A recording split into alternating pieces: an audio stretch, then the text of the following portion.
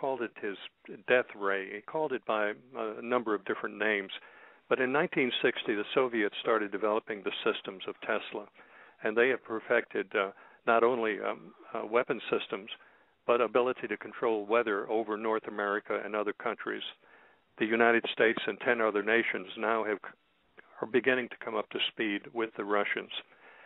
Russians have also developed communication systems using those Tesla concepts that are not RF in nature. The earthquakes that are going on have been induced by Tesla's scalar systems, and they are accompanied by a mysterious boom. You might Google search for the word mysterious boom, B-O-O-M, and you'll find it's happening all over the United States, all over the world, and the stories are all the same. So this is a very real applied, perfected science. Gary North's U-2 plane in the early 60s was brought down by a prototype Soviet scalar weapon from enormous altitude, 70,000 feet. I should think that would be a concern to the science community. Do they not know about it? I suspect they don't know about it. I don't know anything about this. I haven't heard about it anyway. I know about Gary Powers' plane being shot down when I was back a kid when that happened. Mm-hmm. It was my understanding it was brought down by a rocket, but I didn't really get the detail. All I know is it was brought down, and he was held captive for a few years and then released, I guess, in some kind of exchange or something. We were monitoring the communications that night when he was brought down. He was flying out of Turkey. He was a civilian pilot, and he had been flying over Russia for some time, photographing people walking on the streets.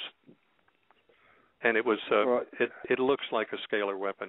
It was not a rocket going up to 70,000, and he lived, so it's very unlikely he didn't that take it was a suicide pill for some reason. Yeah, he thought he died in a helicopter crash in California. He was a traffic copter pilot, and the plane went down. Sad ending. His wife left him also, so he was in sad shape. Yeah. It's strange that the science community, I know they don't know about it. It's one of the major things going on affecting our lives today. Do you know about the aerosol programs of the aircraft over North America? Well, I've heard of rumors of that, I guess, or whatever, what is that called? Chemtrails. Chemtrails, right. Yeah. I've seen that. Go ahead. That's a very real program. It's a Navy program, and it's for the RFMP. Do a Google search for RFMP, Radio Frequency Mission Planner. And that was the basis for the beginning of the program about 10, 11 years ago. Since that time, other biological have been added to the delivery systems of the aircraft. And the science community doesn't know about that either, and they will deny it exists. Is it? That's strange. Let me ask this, and I'm going to pose this to you, Dr. Wagner. You see a lot of lack of knowledge when it comes to this from the science community. Do you think it's a lack of knowledge as far as that's concerned? Is it willful ignorance, or is it do they know more about what's going on than what they're telling the public? And especially with the LHC, you know what I mean? Because I think it's primarily ignorance. Back during World War II, there were three separate communities engaging in science research: the German or the Nazi community, the American community, and then the Japanese community. All three were working on nuclear weapons research, and only one of them succeeded. But I could very well. And since that time, then they developed two separate communities: the Soviet community and the American community, or the Western community. And since the Soviet Union is dissolved, that was actually Russia and the other countries. But I can very easily imagine that there are still intense secrets. If something is deemed a national secret, and it's very easy to keep that secret from the rest other societies. Mm-hmm. And so it's very easy to see that something could be going on. It's concerned if something Russia decides it's its own national interest, national security not to have that information released to the general scientific community, then it won't be. And likewise, research is going on in the U.S. I'm sure there's all kinds of things going on in the military research areas that I don't know anything about, and you don't find out about it. It's against the law for people to release that information. They're put in prison if they are. You do, so they don't. Right. It's on the internet. It's on the internet. It's all over the internet. Now we are inundated with rumors and other areas, and it's difficult to fathom from the internet alone what is valid and what is not, and what is pure rumor or speculation and what is not. So I'm going to go ahead and do what you suggest and Google on those items and see what I can find on that. Well, with the scalar stuff, the scalar weapons program and that type of energy, our source for that is Colonel Tom Bearden. And Colonel Tom Bearden was a nuclear physicist with the Air Force who actually helped in the development or the advancement of that technology.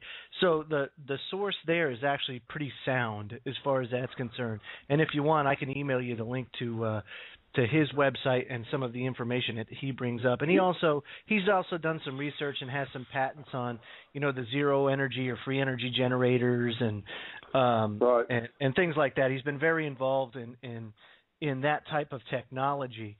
But you're absolutely right, and here's the importance about one of the reasons why I brought you on, and I've heard your past interviews, is because you're grounded, whereas a lot of people out there that also talk about the same issues are not, and they end up taking things to an extreme, and that's why I like to have subject matter experts come on the show to help keep people grounded and say, all right, well, look, yes, is it a possibility, although minute, that they're opening portholes to other dimensions? Yeah, they probably are. And if they're not doing it at CERN, yeah, they're probably doing it somewhere else, trying to screw around with space-time and everything else.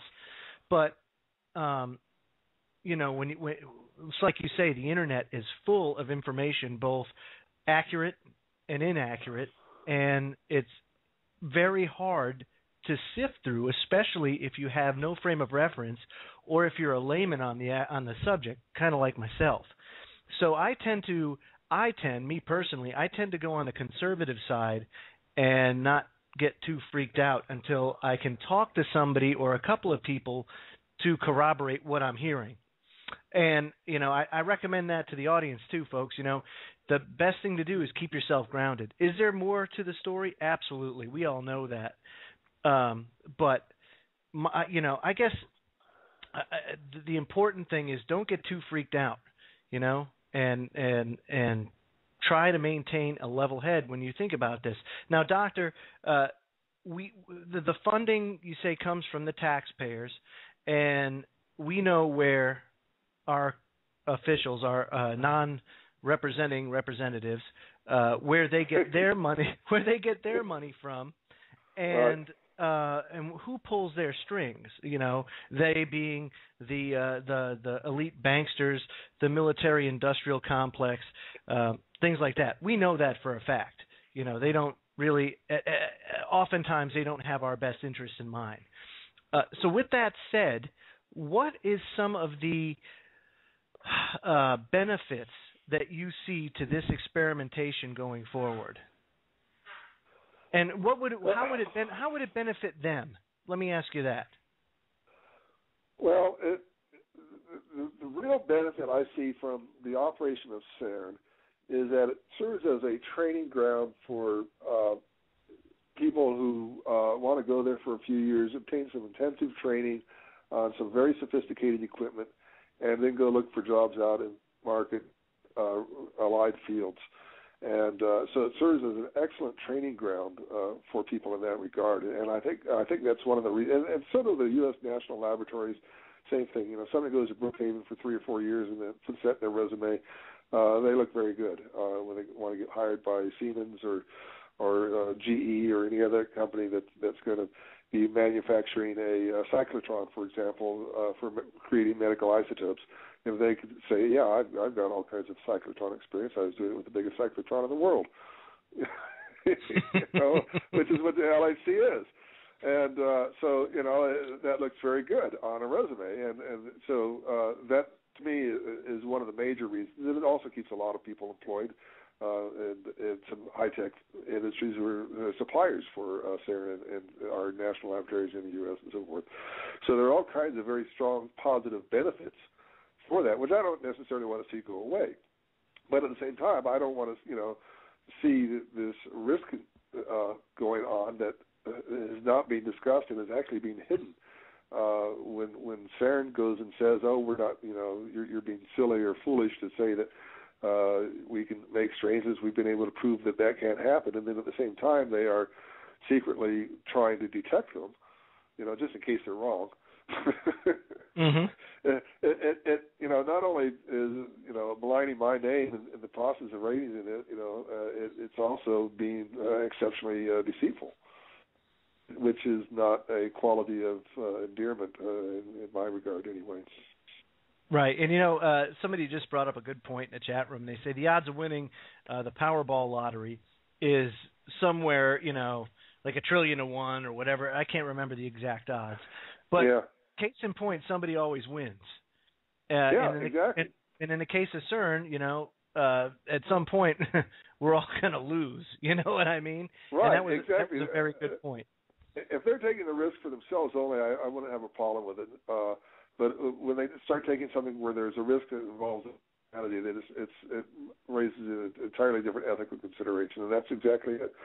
Somebody else said, what's the chance of winning I guess it was a British lottery two times in a row or 3 times in a row, and somebody actually did. Right.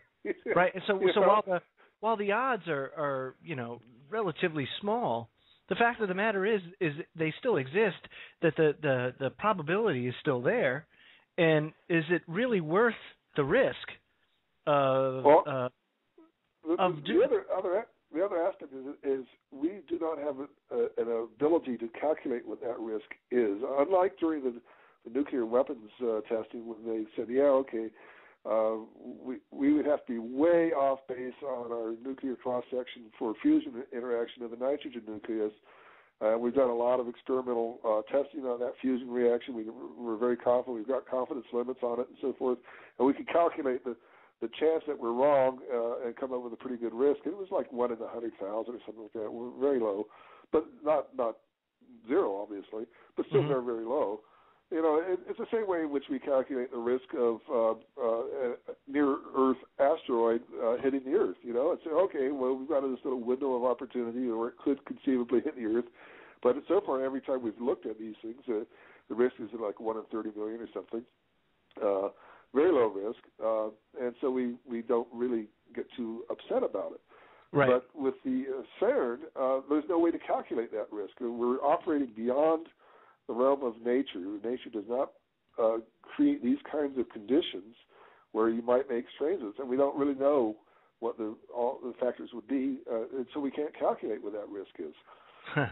John King, do you have anything to add to this conversation? Yeah. The doctor mentioned about they were able to produce like 39 atoms of antimatter.